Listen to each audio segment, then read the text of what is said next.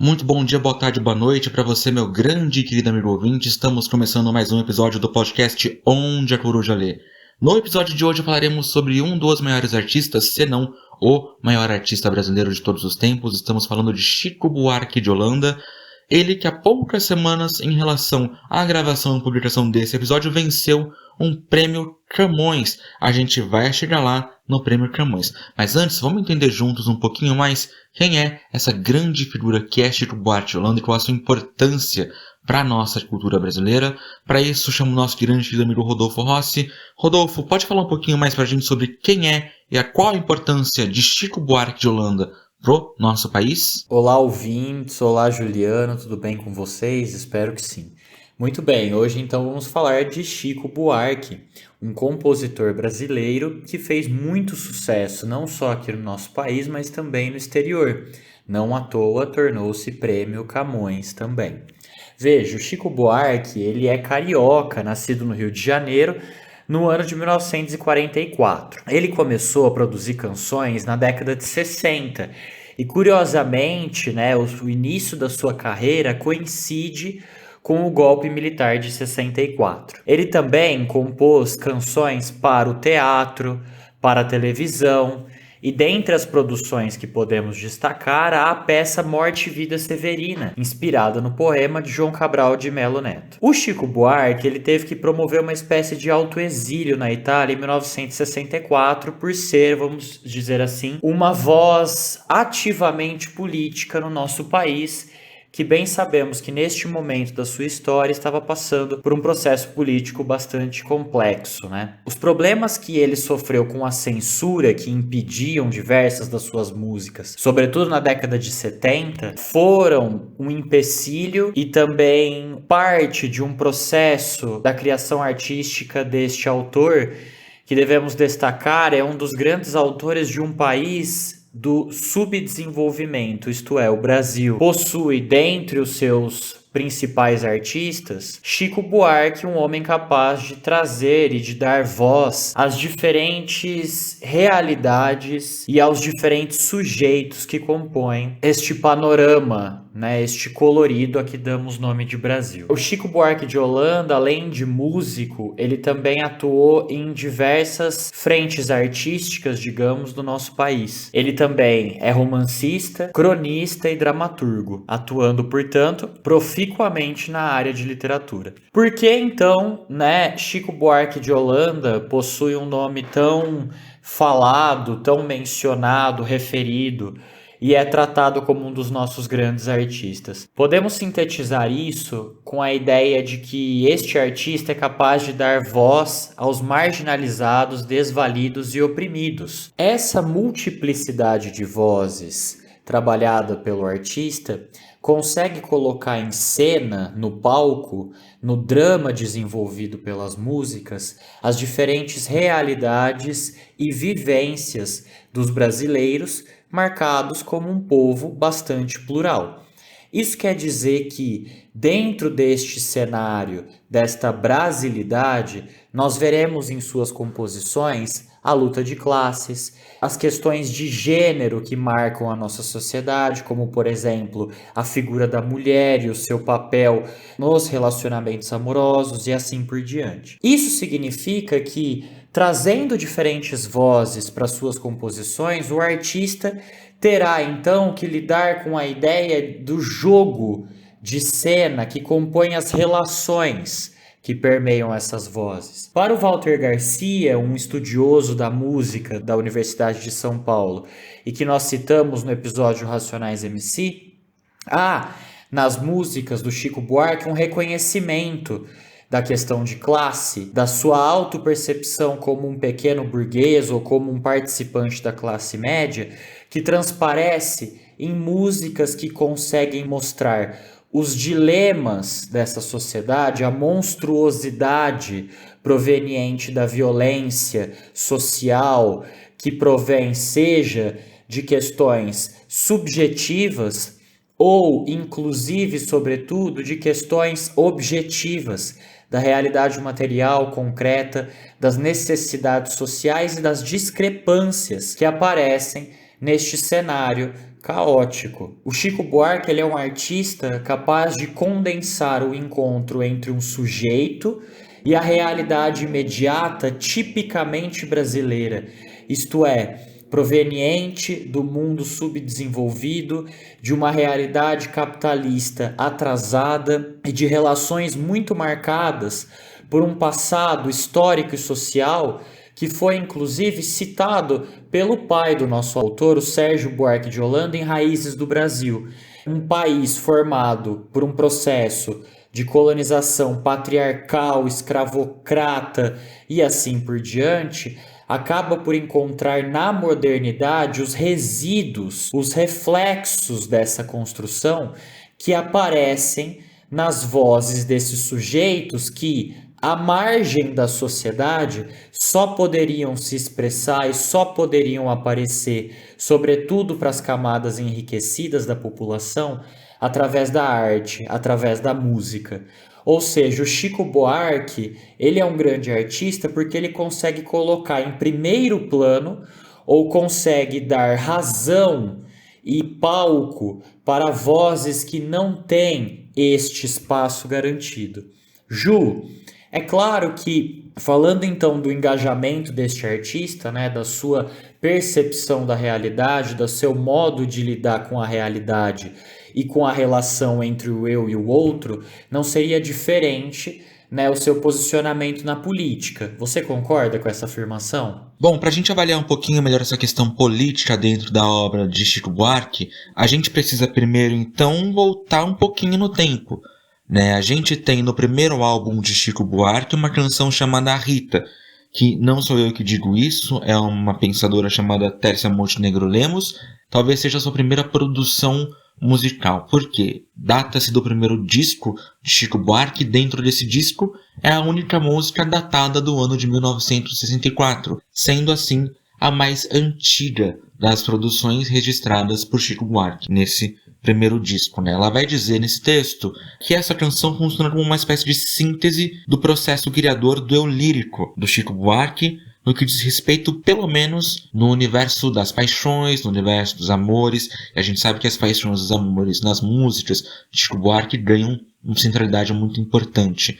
Essa canção opera, como muitas outras canções, do aspecto lírico, amoroso, sentimental, diretamente voltado às paixões, narradas pelos sujeitos líricos de Chico Buarque, por uma apresentação dos processos ligados ao universo, que é representado pelo término de um relacionamento amoroso direcionado a Rita, a personagem principal dessa lamúria, dessa tristeza do eu lírico de Chico Buarque. Segundo Tércia, os amores narrados pelo eu lírico, pelos sujeitos líricos de Chico Buarque ao longo das suas canções, sempre decorrem aí da incomunicabilidade, da falta de conexão, da impossibilidade dos sujeitos lidarem com os problemas e com as questões dos outros. Isso vai estar presente nessa música de Chico Buarque, segundo Tércia Montenegro Lemos. Só que é possível perceber que essa figura, esse ser incomunicável das canções de Chico Buarque também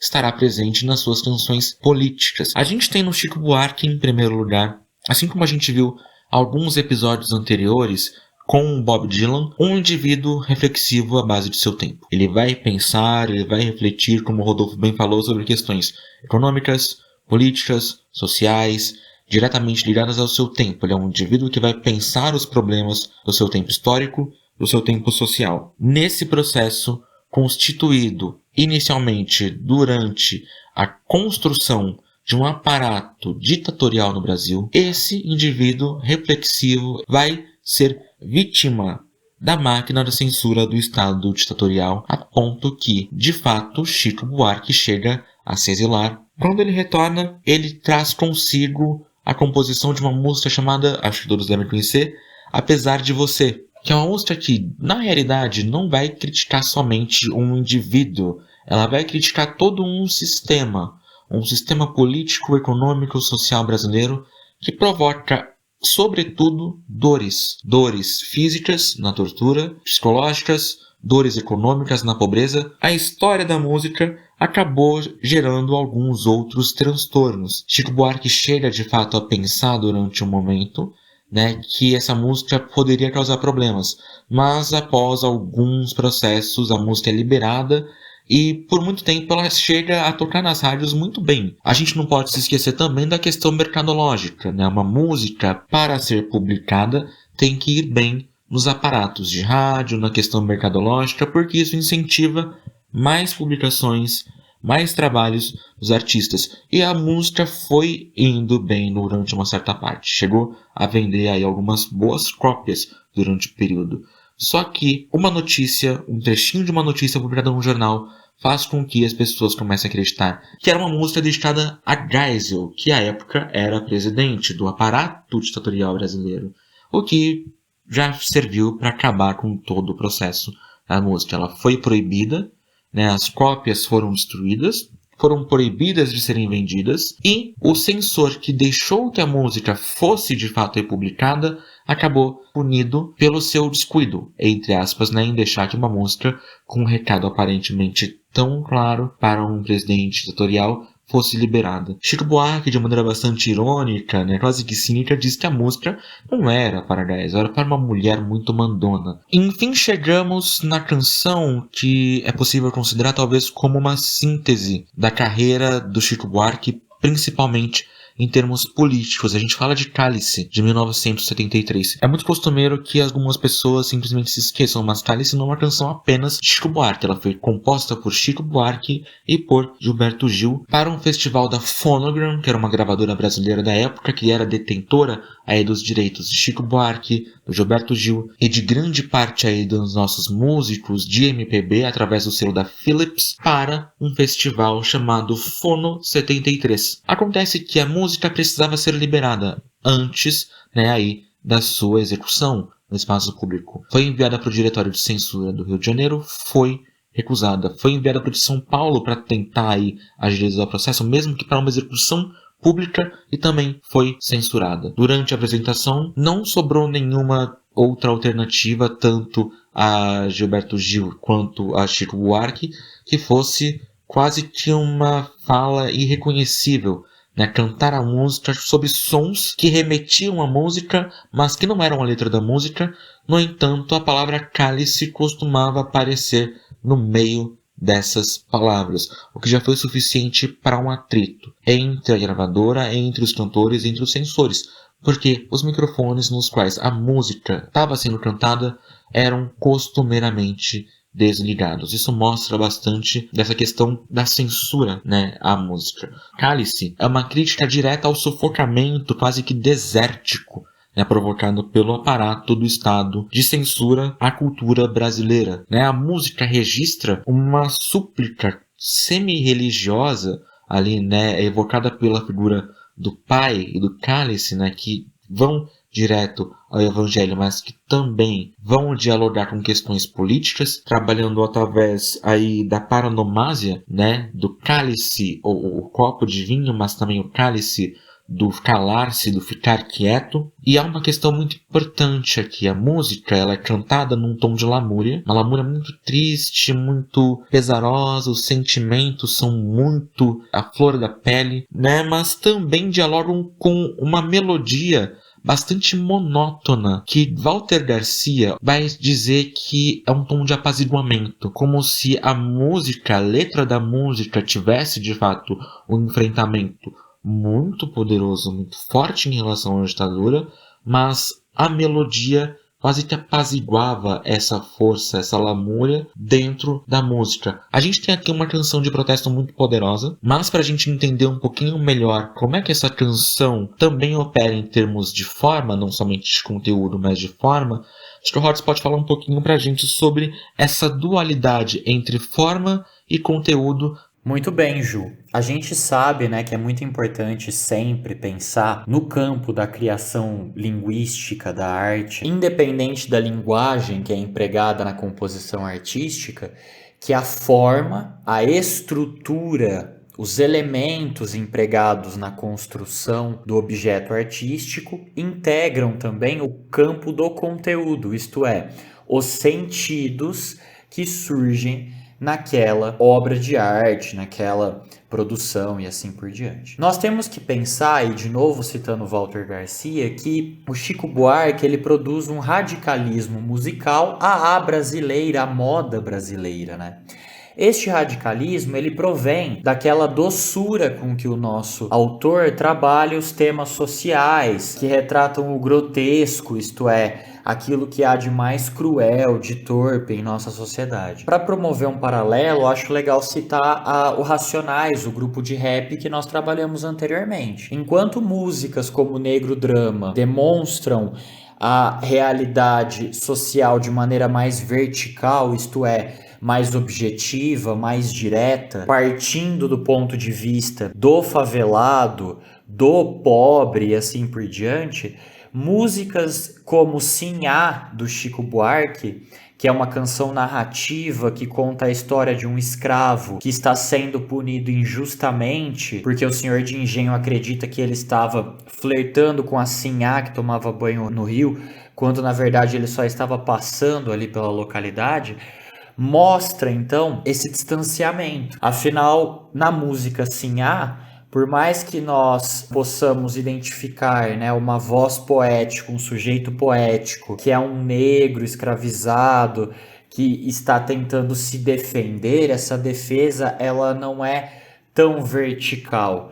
Ela é colocada, de certa forma, com um distanciamento social, como um pedido de piedade, e não como uma afronta contra esse sistema, né? Acho que isso mostra bastante como o Chico está colocando aqui os pares da realidade brasileira na forma de tratamento dada a esses pares ou entre esses pares, né? Para deixar isso mais claro, eu acho importante citar algumas outras músicas. Vamos começar com Construção de 1971, que é uma música emblemática, né? Que muito conhecida pelos ouvintes de Chico Buarque, porque ela mostra uma espécie de fragmentação do indivíduo, e um indivíduo aqui que está à margem da sociedade, que é um trabalhador de edifícios, né, que trabalha na construção de edifícios, que é o responsável por erigir, por construir as estruturas físicas que nós usufruímos no nosso dia a dia, mas que paradoxalmente é excluído dessa sociedade a que ele pertence e ao mesmo tempo consolida, né? E é muito interessante que a música ela tem ares de construção, de construtor, porque o autor trabalha com estruturas fixas muito próprias da poesia, como o uso de versos de métrica dodecassílaba, com rimas de palavra entre palavras proparoxítonas, e mesmo a própria história que é construída e reconstruída por diferentes ângulos, por diferentes pontos de vista e percepções, essa própria construção ela tem a ver com esses sujeitos, com essa realidade que tem que estar a todo momento lidando com os problemas da materialidade e com os problemas da imaterialidade, isto é, da subjetividade individual, dos anseios, dos sonhos. Sonhos esses que, diante da realidade injusta ou até mesmo de diferentes camadas sociais, acaba por revelando esse contraste, essa contraposição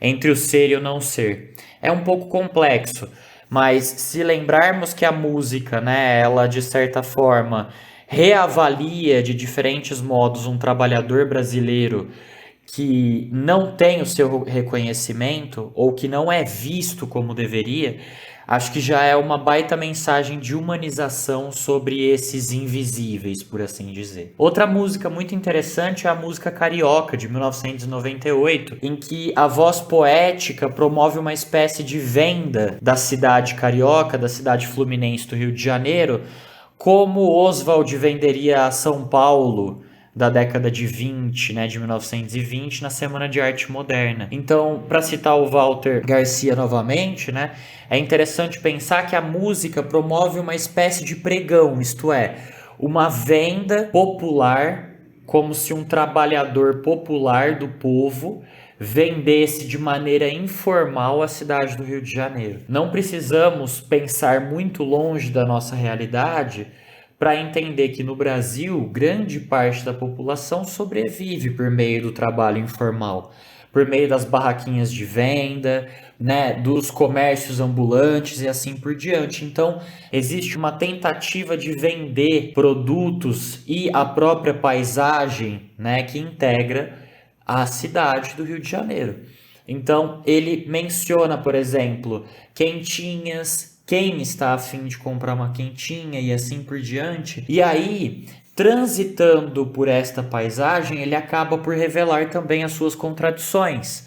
As meninas que à noite saem ao trabalho acabam por se tornar bugigangas, numa espécie de referência à prostituição, a essa modalidade no campo infantil, e como se tudo isso, a prostituição, a droga, dentre outros elementos, empregassem esse comércio a céu aberto que é a cidade capitalista num terceiro mundo. Quer dizer, uma cidade que oferece todo tipo de produto, trata esses produtos como bugigangas, como as meninas que se vendem aos homens, como pechincha, para que, digamos assim, todo esse sistema se sustente. Por fim, acho interessante citar a canção Mulheres de Atenas, de 1976, que foi muito mal interpretada por pessoas que não compreenderam a tonalidade da canção. Quer dizer, Mulheres de Atenas é uma letra que propõe que as mulheres mirem os exemplos das mulheres de Atenas, que podemos dizer eram mulheres do lar, entre aspas, mulheres que serviam aos maridos e assim por diante. No entanto, né, quando o Chico ressalta essa serviência, essa prostração diante do marido e assim por diante, ele está, na verdade, sendo altamente irônico e dizendo, na verdade, mulheres da atualidade, mirem-se nesses exemplos para não ser como esses exemplos, para não viver as ilusões que essas mulheres vivem em lares em que os homens supostamente as amam e assim por diante. Muito do que eu estou dizendo aqui dialoga diretamente com a ideia que o Juliano também propôs da questão do lírico, daquela minúcia que a realidade acoberta aparece aqui por meio da música como um protesto frente à incomunicabilidade das violências sociais. Veja, paradoxalmente, a doçura, a ironia que vem por trás dessa doçura, ou até mesmo a malandragem da música carioca, né, a fragmentação da música construção, todas essas facetas muito brasileiras que aparecem nessas canções, elas são, na verdade, um grito de protesto contra a impossibilidade de dizê-las à luz do dia, dizê-las às claras. Portanto, aqui, o lirismo, a subjetividade, o sonho, a imaginação entram como uma espécie de revolução contra a incomunicabilidade dos seres. Muito dessa música produzida pelo Chico Buarque lembra também a literatura modernista de autores como Drummond, por exemplo, que reconhece em si um sujeito burguês, pequeno burguês, e que, portanto, a partir dessa compreensão vai olhar para o outro que existe no Brasil. O Chico Buarque é um desses artistas que consegue, mesmo sendo um homem, dar voz ao feminino, sobretudo ao feminino que é violentado pelo masculino. Veja, ele consegue mostrar os dilemas das suas roupagens sem retirá-las, mas sim produzir artifícios artísticos que faz com que todas essas relações, homens e mulheres, ricos e pobres, enfim, ele consegue colocar todos esses elementos numa dança, uma dança conduzida por um ritmo brasileiro, por uma sonoridade da bossa nova, do samba, que tem raízes no Noel Rosa, na música revolucionária do Tom Jobim e assim por diante. É por isso, portanto, que a gente pode considerar dentro dessas canções os aspectos literários que as compõem. Muitas dessas canções possuem aspectos narrativos, Quantas outras não empregam figuras de linguagem, como o Juliano mencionou, e assim por diante. É por isso, então, que é importante debater a figura Chico Buarque como um escritor, como um literato, como alguém que produz literatura e que chega ao ponto, né, a uma culminância, que é o reconhecimento dado pelo Prêmio Camões. Ju, quais são as questões que integram essa discussão? Como que a gente pode perceber a relação entre Chico Buarque, música, a realidade brasileira e a premiação que lhe foi atribuída no Prêmio Camões? Amigos, são muitos aí os pontos que vão ser entregues quando a gente fala desse momento, que é um momento histórico não só para Chico Buarque, mas também para toda a nossa cultura brasileira, que foi, de fato, o Prêmio Camões a Chico Buarque de Holanda. Esse prêmio foi atribuído a Chico Buarque no ano de 2019, só que no ano de 2019 passávamos por um momento conturbado ali da nossa história. Nós sabemos que nosso país era comandado por um presidente que era um tanto avesso a alguns pontos culturais considerados à esquerda. Ele também era um tanto avesso à própria figura de Chico Buarque. No que diz respeito, então, ao Prêmio Camões, a gente precisava aí que a assinatura do então presidente Jair Bolsonaro constasse, para que Chico Buarque vencesse de fato e fosse premiado e agraciado com o Prêmio Camões, o que não aconteceu durante os 4 anos de governo deste presidente. Durante o ano de 2023, um dos primeiros atos do então presidente Luiz Inácio Lula da Silva, então, foi desfazer esse erro e, de fato, outorgar, aí, junto ao governo de Portugal, o Prêmio Camões aí a Chico Buarque. Vejam bem, mais um episódio onde a questão política, entra e causa atritos aí na vida de Chico Buarque. Uma questão que ele levantou com muita fineza durante seu discurso de aceitação do Prêmio Camões. E é fineza a palavra que ele mesmo usou quando ele disse que o ex-presidente teve a fineza de não manchar o seu Prêmio Camões, o que eu também considero uma grande fineza aí. É também no seu discurso de aceitação do Prêmio Camões que a gente pode tirar outro ponto. Há uma parte no discurso em que Chico Buarque vai falar uma espécie de autorreconhecimento. Assim como a gente falou algumas semanas atrás do Bob Dylan, ele também era um cantor antes de tudo em relação ao seu trabalho literário. Chico Buarque de fato publicou livros, mas aqui o seu trabalho é muito mais importante, é muito mais presente na vida das pessoas, na vida da sociedade brasileira, como um trabalho musical. E Chico Buarque não vai deixar de reconhecer isso. Ele vai dizer no seu discurso que, antes de tudo, se considera um artista musical e popular, ou seja, alguém que trabalha no cerne da música, na criação da canção, que cultiva, aí como o Rodolfo bem falou pra gente, uma canção que vem aí da base muito poderosa de Noel Rosa, que formata de certa forma a canção brasileira do século XX e que vai dialogar aí diretamente com as bases da cultura popular, ou seja, vai falar da realidade do seu povo, da população do seu país. Sobretudo, como o Rodolfo já deixou demonstrado lá atrás, a parte mais oprimida, a parte mais desfavorecida dessa população. Sempre se reconhecendo como uma parte um pouco ao lado disso por questões financeiras, mas também parte dessa população, parte dessa nação e parte desses problemas, dessas nossas dialéticas nacionais que formam também o cerne da canção de Chico Buarque. Além disso, a gente está falando de um artista que foi premiado com um prêmio de literatura, certo? A gente tem que levar em consideração novamente essa junção entre música e literatura. Para isso, eu convoco novamente vocês a retornarem junto comigo a Cálice, de 1973. É uma canção de protesto, como deixei demonstrado no meu primeiro comentário, mas é apenas uma canção de protesto? Não há nenhum outro trabalho que qualifique essa canção do ponto de vista estético. Há somente a ética aqui, o confrontamento direto ao militarismo, a um processo ditatorial absurdo, à tortura aqui não somente do corpo, mas também da alma empobrecida, da cultura empobrecida. Obviamente tudo isso faz parte da música sim, mas é impossível a gente falar de Chico Buarque, usando aqui Cálice e tantas outras canções como uma possibilidade de discussão, sem falar que sim, a gente tem um trabalho literário aqui muito forte, um respeito muito interessante a forma. A gente tem em Cálice, por exemplo, uma canção onde quase todos os versos, com exceção de um verso, começam com a quarta sílaba forte. A gente também tem uma canção que vai se debruçar sobre uma questão de intertextualidade, o exemplo do pai e do Cálice. A gente também tem aqui uma música que vai se debruçar sobre versos decassílabos em todas as estrofes que não fazem parte do refrão.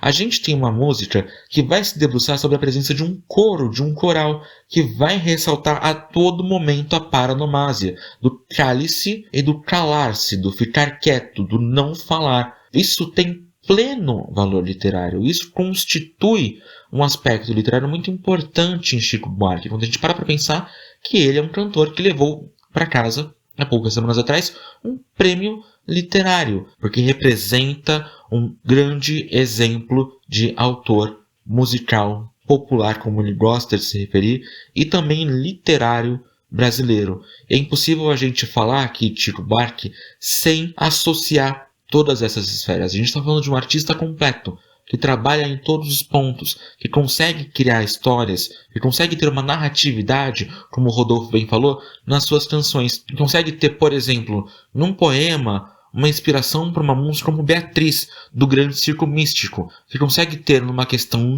ditatorial, exemplos muito fortes de contestação, como Apesar de Você, como aqui o Cálice, que consegue, mesmo sendo um eu lírico da incomunicabilidade, da incapacidade de comunicação, da incompreensão, consegue se comunicar, consegue se passar, consegue mostrar suas ideias como poucos outros artistas no país e como poucos outros artistas no mundo. Logo, a gente tem aqui um artista que, mais do que qualquer outro, tem uma referência literária válida que também não precisava nem ser debatida nesse ponto, mas que é necessário que a gente reforce quando a gente fala de um artista que venceu um prêmio literário, né, Rodis? Certamente, Juliano, e que grande prazer poder contar com um artista deste no nosso cenário nacional.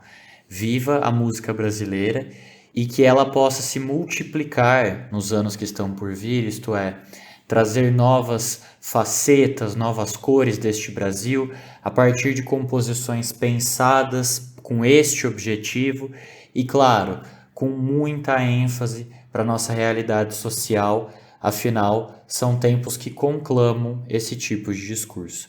Obrigado a todos que vieram então participar mais uma vez deste encontro. Esperamos vocês no próximo episódio. Até mais.